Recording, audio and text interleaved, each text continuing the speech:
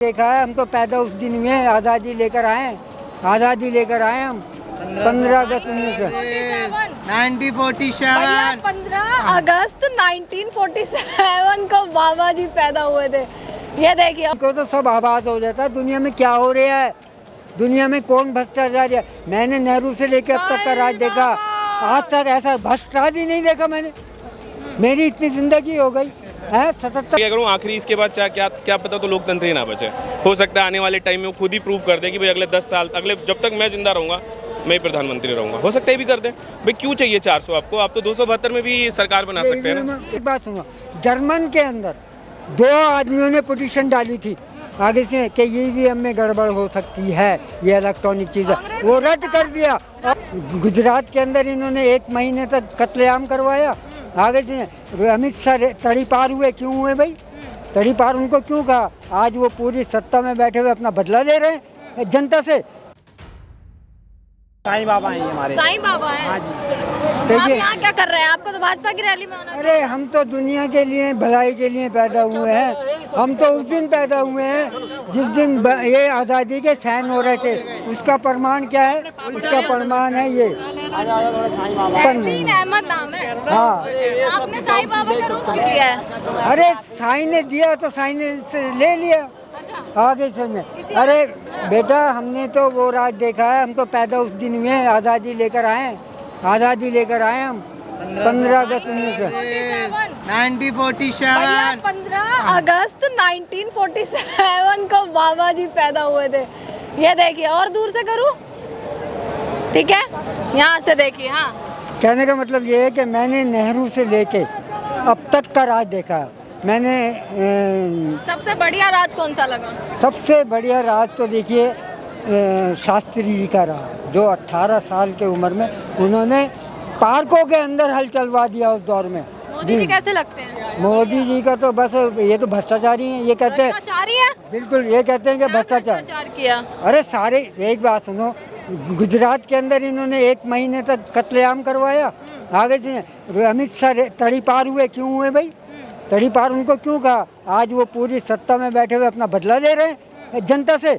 जनता को इन्होंने हर चीज़ तो बेच दी, कौन सी चीज़ छोड़ी है? क्या क्या बेचा? यहाँ खड़े होकर बेबाकी से आवाज एक बार उसके बाद लोकतंत्र की बात करते हो। सुनिए, रेल को बेच दिया अडवाणी के हाथ, आगे से पोर्ट बेच दिया अडवाणी के हाथ, एयरपोर्ट बेच दिया अडवाणी के हाथ, सेल बेच दिया, आगे से LIC बेच दी। कौन सी चीज़ और कितनी फैक्ट्रियाँ इन्होंने सस्तों में बेच दी? क्या वो नहीं चला रहे जो सस्ते में बेची हैं? किसको बेचा है? आपके अंदर ये बातें कहाँ से आई? ये सब अडानी के वो हैं। ये कहाँ से आपको पता लगा? कौन अरे सा एक डाटा बात आपने सुनो, निकाला जहाँ ये लिखा है कि हमने बेचा है? साईं को तो सब आवाज हो जाता है दुनिया में क्या हो रहा है, दुनिया में कौन भ्रष्टाचार है। मैंने नेहरू से लेकर अब तक का राज देखा, आज तक ऐसा भ्रष्टाचार ही नहीं देखा मैंने। मेरी इतनी जिंदगी हो गई है, 77 साल में चल रहा हूँ। साईं का नाम दे रहे हैं। सबसे मैं ज्यादा तो- पूजा साईं की हिंदू करते हैं। मैं इस चीज़ को नहीं मानता। मैं तो मानता हूँ सबका मालिक एक, जिसने दुनिया बनाई, सबको पैदा किया, एक सांस के ऊपर टिका दिया सबको। एक सांस आया, एक नहीं आया, ये उसकी ताकत है। हाँ, तो फिर तो मोदी जी का नाम सबसे पहले आना चाहिए। काहे को? वो भी तो मरेगा, वो कौन सा जिंदा रहेगा? हिंदुओं के नाम पर तो सबसे ज्यादा सबसे बात आती एक बात है। हुआ, देशभक्त, हिंदू भक्त सब हिंदू इसमें हो, मोदी मुस्लिम का हो, नाम सिख है। ईसाई हो, कोई भी हो, सबको मरना है एक दिन। ये सच्चाई है, मानो किसी को भी ना चाहे, लेकिन मौत से याद तो तो उसे रखा जाता है ना जिसने बिल्कुल। अच्छे कर्म किए हों। बिल्कुल अच्छे कर्म करिए। मोदी जी को भी तो याद साईं यही तो कह रही है कि आप अच्छे कर्म करिए। मोदी ने कौन से अच्छे कर्म करे? देश को भूखमरी में डाल दिया। बनवाया। राम मंदिर है, उनकी क्या ताकत? अरे उनकी क्या है राम मंदिर? हर गांव में मंदिर बन रहे हैं, हर गली में मंदिर बन रहे हैं। राम मंदिर क्या बनवा दिया? कह रहे जो राम को लाए हैं हम उनको लाएंगे। अरे वो अच्छा, तो सुप्रीम कोर्ट राम ने है। भी अंगली पकड़ लिया। सुप्रीम कोर्ट से फैसला हुआ, आगे समझे, और सबने माना। सरकार में हुआ। अरे इनकी क्या ताकत थी जो राम मंदिर किसकी बना? सरकार में हुआ फैसला? अरे वो सरकार को इन्होंने एक मुद्दा बनाने के लिए आगे जो गोगोई को, भाजपा ने कुछ चीजों का नाम दिया है, जैसे कि अभी चुनाव आ रहा है नजदीक, तो उन्होंने कहा देखिए हमने क्या क्या काम किया। हमने 370 हटाई। क्या हमने क्या राम एक मंदिर मिनट लाया। एक मिनट हमने 3 तलाक 370 में हटाया। एक बात हो, कौन सा वो आज भी उग्रवादी में आ रहे हैं, आज भी फौजी मर रहे हैं, आज भी वहाँ मर, कौन सा अच्छा काम NRC लाए। हैं? एनआरसी लाए, CNRC को पब्लिक को परेशान करने के लिए। परेशान हो रही है। और क्या परेशान, और कैसे पब्लिक परेशान होगी उसमें? कैसे परेशान हो अगर इनका मुद्दा ही यही है कि पब्लिक को उलझा के रखो। मुद्दे होने क्या चाहिए और? हाँ, मुद्दा होना चाहिए, रोजगार मिलना चाहिए, शिक्षा सही होनी चाहिए, हॉस्पिटल बनने चाहिए, और यूनिवर्सिटी बननी चाहिए। आगे ये मुद्दे होने चाहिए। 400 पार आप अरे 400 पार हो तो EVM से होंगे।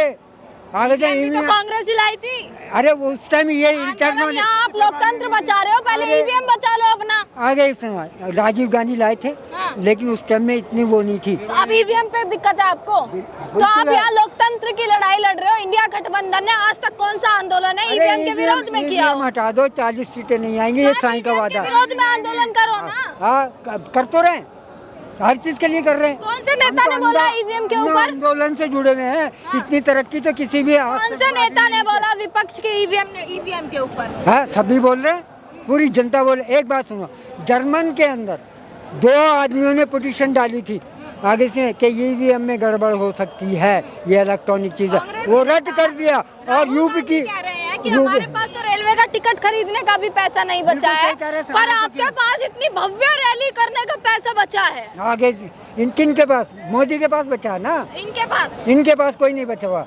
आगे से ये सब चंदे से करते हैं। हम लोग चंदा देते हैं इनको। आगे कोई 20 रुपए, कोई 50 रुपए, कोई 100 रुपए, ये पर्चियाँ कटवाते हैं हम लोग। आगे से ये ऐसे हुआ, वो तो लोगों को डरा डरा के आगे से इनसे पैसा वसूल किया।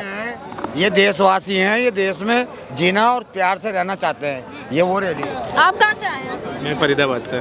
यहाँ क्या रैली के समर्थन में आए थे या ऐसे ही चलते फिरते देखा कि यहाँ? रैली के समर्थन में। हम तो क्यों थे शुरू से हैं समर्थन में। मैं इसलिए कर रहा हूँ कि लग नहीं रहा कि डेमोक्रेसी अब और बची है।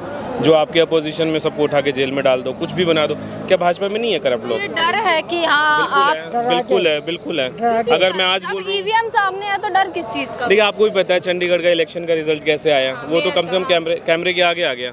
EVM में क्या करते हैं भगवान जाने, कौन जाने क्या करते हैं। ये जाते हैं इनके रूम्स में जाते हैं, वो क्या करते होंगे। अभी आज एक रिपोर्ट मैंने पढ़ी है जिसमें टोटल नंबर ऑफ वोट्स जो पड़े हुए हैं उससे ज़्यादा तो EVM में दिखा रहे हैं। ये कैसे पॉसिबल है? 100 लोगों ने वोट दिया, कैलकुलेशन 120 की हो रही है। देखिए, डाउट है, EVM पे भी डाउट है। पर अब ये कहना कि सब कुछ अब अच्छा, कई लोग ये बोलते हैं कि भाई EVM खराब है तो हिमाचल प्रदेश में कैसे इनकी सरकार बन गई। अरे छोटे छोटे स्टेट में जितवा दो ना, बड़े बड़े वाले खुद रख लो। पर आपको पता है, देखिए ये 20 दिन बाद जो है पहला चरण है चुनाव का, 19 अप्रैल से। कुछ नहीं होगा मैम, ये डेमोक्रेसी। जब आपको पता है कि EVM है, फिर तो आप अभी से ये कह दीजिए कि मोदी जी की ही जीत है। उनकी जीत है, बिल्कुल उन्हीं की जीत है। क्या फायदा है? कोशिश तो करिए मैडम, कोशिश तो करिए। नहीं, सुनिए मेरे बात, थोड़ा सा तो कोशिश तो हर एक आदमी को करना पड़ेगा। ये शायद आखिरी रैली होगी चुनाव से पहले। हो सकता है। मैं क्या करूँ आखिरी, इसके बाद चाहे क्या पता तो लोकतंत्र ही ना बचे। हो सकता है आने वाले टाइम में वो खुद ही प्रूव कर दें कि भाई अगले 10 साल, अगले जब तक मैं जिंदा रहूंगा मैं ही प्रधानमंत्री रहूंगा। हो सकता है ये भी कर दें। भाई क्यों चाहिए 400 आपको? आप तो 272 में भी सरकार बना सकते हैं ना। आप क्यों 400 क्यों मांग रहे हैं? कॉन्स्टिट्यूशन को चेंज करने के लिए 2/3 मेजोरिटी मांग रहे हैं कि आप उसको चेंज कर देंगे। और मुख्य मुद्दे दिए गए, राम मंदिर दिया गया, CNRC दिया गया, 3 तलाक दिया गया। मैं खुद ब्राह्मण हूँ, मैं राम जी को मानता हूँ, मैं अभी दर्शन करके आया हूँ। पर क्या मेरे लिए राम मंदिर फर्स्ट ऑप्शन होना चाहिए? मेरे लिए फर्स्ट प्रायोरिटी होनी चाहिए? नहीं, मेरे लिए ये तमाम मुद्दे। मैं आपको बताता हूँ मैम, हेल्थ केयर में जो काम अरविंद जी ने किया है, मैं खुद हेल्थ केयर इंडस्ट्री से भी हूँ। जितना उन्होंने अच्छा काम किया है उससे पहले किसी ने इतना अच्छा काम नहीं किया था। चाहे लोग देखने से मना कर देंगे, हम नहीं देखते। 20-20 हज़ार 25 हज़ार के इंजेक्शन लोगों को मुफ्त में मिल रहे हैं हॉस्पिटल में। 25 हज़ार के इंजेक्शन। आप चले जाइए हमारे फरीदाबाद में, चले जाइए, अगर कुत्ता काटने वाला इंजेक्शन आपको मिल जाए तो बता दीजिएगा, और आप करिए उसके ऊपर शिकायत, करिए RTI लगाइए, कुछ नहीं निकलेगा उसमें से। तो कहने का मतलब ये लास्ट ट्राई है, कर लो, कोशिश कर लो। पता नहीं है इस पर बचेगा भी कि नहीं बचेगा। जिस तरह के सबको उठा के, मुझे भी नहीं पता जी, मेरे को भी उठा के कर दें कल को, बोलेंगे और कोई ये कहे कि भाई आपके ऊपर ED नहीं लग सकती, मेरे ऊपर मेरा भी स्टेटमेंट निकाल लेंगे, कुछ मेरे में से देख लेंगे, हाँ भाई आपने ये टैक्स नहीं भरा, ये नहीं भरा, चलो अंदर 45।